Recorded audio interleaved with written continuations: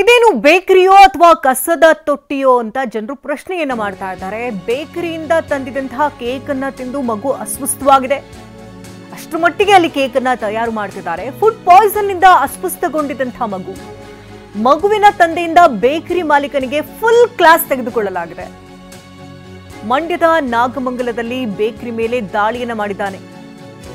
Bakery ಹೊರಗೆ ಜಗಮಗ ಅಂತ ಇದೆ, ಆದ್ರೆ ಒಳಭಾಗದಲ್ಲೋದ್ರೆ ಗಬ್ಬು ನಾರ್ತಾ ಇದೆ. ಹಾಸ್ಪಿಟಾಲಿಟಿ ಕ್ಷೇತ್ರದಲ್ಲಿ ಜಾಗತಿಕ ವೃತ್ತಿಯ ಕನಸು ಇದೆಯಾ? ಜಾಗತಿಕ ಅಧ್ಯಯನ ಉದ್ಯೋಗ ಅವಕಾಶಗಳೊಂದಿಗೆ ಭಾರತದ ನಂಬರ್ 1 IIHM ನಲ್ಲಿ ಓದಿ ಪ್ರವೇಶ ಆರಂಭವಾಗಿದೆ. ಈಗಲೇ ಸೇರಿ.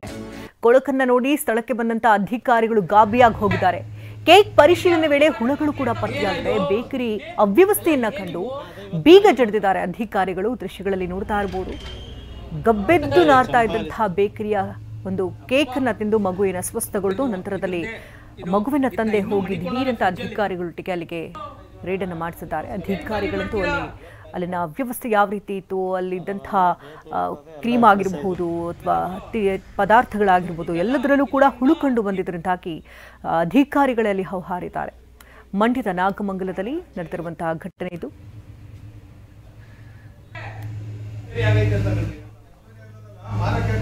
ನೀವು ಫ್ರಿಜ್ ಅಲ್ಲಿ ಮಡಿಕೊಂಡಿದ್ದೀಯಂದ್ರೆ 3 ದಿವಸ ಫ್ರಿಜ್ ಅಲ್ಲಿ ಮಡಿಕೊಂಡಿದ್ದೀಯಂದ್ರೆ ಎಂತ ನಿಮ್ ಮಂಚ ಕೋಲ್ಡ್ ಬೇಕು 2 ದಿವಸ ಇಡಬಹುದು. ಅಷ್ಟಲ್ಲೇ ಇಟ್ಟರೋದು. ಮೊನ್ನೆ ಮಾಡಲೇ ಇಲ್ಲ, ಕರೆಂಟ್ ಇಲ್ಲ ಅಂತ ಹೇಳ್ಬಿಟ್ಟು ಮೊನ್ನೆ ದಿವಸ ಅದು ಯಾವಾಗ ಅದು ಸ್ಮೆಲ್ ಬಂದಿರೋದು ಯಾವಾಗಪ್ಪ? ಮೊನ್ನೆ ಮಾಡೋದೇ ಏನು ತುಪ್ಪ ಮಾಡಿದೆ ನೀನು? ಅದು ಈಚೆಗೆ ಹಾಕ್ಬೇಕು ತಾನೆ. ಏನು ತುಪ್ಪ ಮಡಿಕೊಂಡಿದ್ದೀಯ ನೀನು? ಯಾಕೆ ಕೊಡ್ತೀಯ ಗ್ರಾಹಕರಿಗೆ? ನೀನು ಏನು ತುಪ್ಪ ಮಡಿಕೊಂಡಿದ್ದೀಯಪ್ಪ? ನಾನು ಹೇಳ್ತಾ ಫ್ರಿಜ್ ಅಲ್ಲಿ ಏನು ತುಪ್ಪ ಮಡಿಕೊಂಡಿದ್ದೆ? ಎಕ್ಸ್ಪೈರಿ ಆಯ್ತಾ? ಎಸಿಬೇಕು. ಮಾರಕ್ಕೆ ಯಾಕಪ್ಪ ಮಾಡುತ್ತೆ? 1 ವರ್ಷ 2 ತಿಂಗಳು ಮಗಳು ಇರೋದು ಅವನಿಗೆ.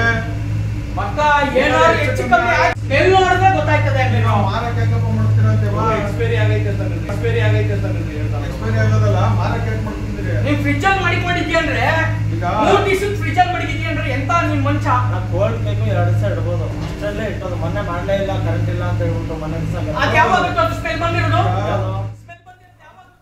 ಸರ್ ಅವೆಲ್ಲ ಇದು ಮಂಡ್ಯದ ನಾಗಮಂಗಲದಲ್ಲಿ ನಡೆದಿರುವಂತಹ ಘಟನೆ ಇದು. ಮಗು ಕೇಕ್ ತಿಂದ ನಂತರದಲ್ಲಿ ಹುಷಾರ್ ತಪ್ಪುತ್ತೆ. ಮಗನ ಹಾಸ್ಪಿಟಲ್ಗೆ ಕರ್ಕೊಂಡು ಹೋಗ್ತಾರೆ. ತಕ್ಷಣವೇ ವೈದ್ಯರು ಹೇಳ್ತಾರೆ ಇದು ಕೇಕ್ನಿಂದಲೇ ಆದಂತಹ ಫುಡ್ ಪಾಯ್ಸನ್ ಅಂತ.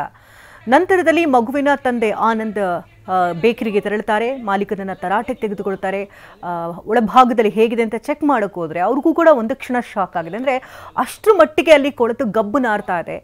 ಎಕ್ಸ್ಪೈರಿ ಆಗಿರುವಂತಹ ಫುಡ್ ಐಟಮ್ ಕೂಡ ಅಲ್ಲಿಟ್ಟಿದ್ರು. ಹಾಗಾಗಿ ಅಧಿಕಾರಿಗಳೊಟ್ಟಿಗೆ ದಾಳಿಯನ್ನು ಮಾಡಿ ಕ್ಲಾಸ್ ತೆಗೆದುಕೊಳ್ಳಲಾಗಿದೆ.